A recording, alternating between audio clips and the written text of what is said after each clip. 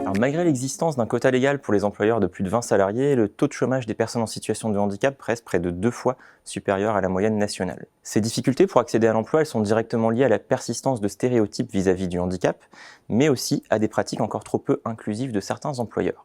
Pourtant, au-delà de l'enjeu du quota légal pour les employeurs, donner leur chance aux travailleurs en situation de handicap s'inscrit dans le volet social de la RSE. Ces travailleurs représentent par ailleurs un vivier de talents, en particulier dans des secteurs d'activité en tension. Alors ça, c'est par exemple le cas pour les réseaux de la grande distribution, qui génèrent des opportunités d'emploi réparties sur l'ensemble du territoire, donc dans leurs différents sièges, plateformes logistiques, magasins.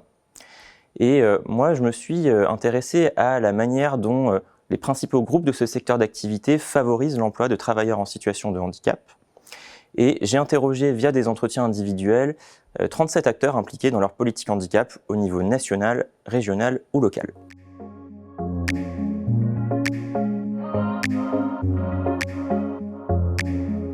Les personnes interrogées ont mentionné l'existence d'un certain nombre de barrières à différentes étapes du cycle d'emploi, donc des barrières qui sont susceptibles de freiner l'emploi des personnes en situation de handicap dans les établissements de leur groupe. Mais il y a des solutions pour lever ces freins. Cette étude, elle fait ressortir 4 grandes catégories de barrières, mais aussi les pratiques managériales par lesquelles les groupes de la grande distribution y remédient, en adaptant leurs process pour les rendre plus inclusifs en amont et en s'adaptant aux besoins de chaque travailleur en situation de handicap. Donc on peut citer dans un premier temps les réticences de certains collaborateurs pour faire reconnaître leur handicap ou le révéler à leur employeur.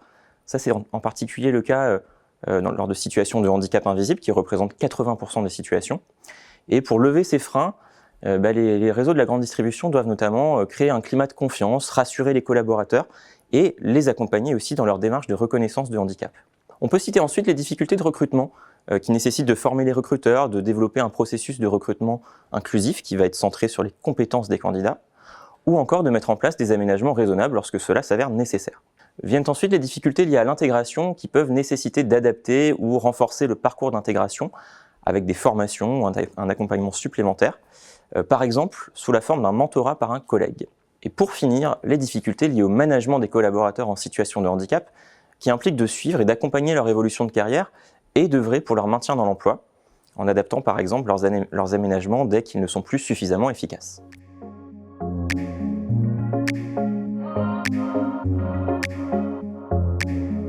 Les groupes interrogés ont bien conscience qu'une politique handicap formalisée est nécessaire pour institutionnaliser ces pratiques inclusives dans l'ensemble de leurs établissements.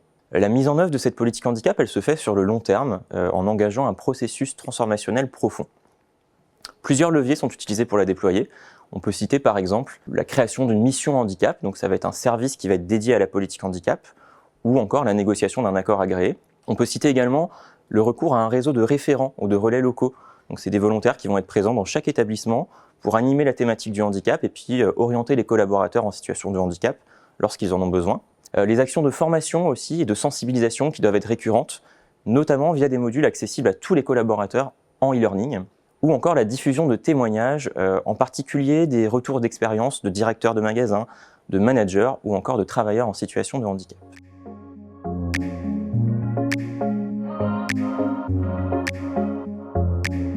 Cette étude rappelle finalement la nécessité d'agir à chaque étape du cycle d'emploi pour mettre en œuvre des pratiques managériales inclusives et de ne pas uniquement concentrer les efforts sur les actions de recrutement.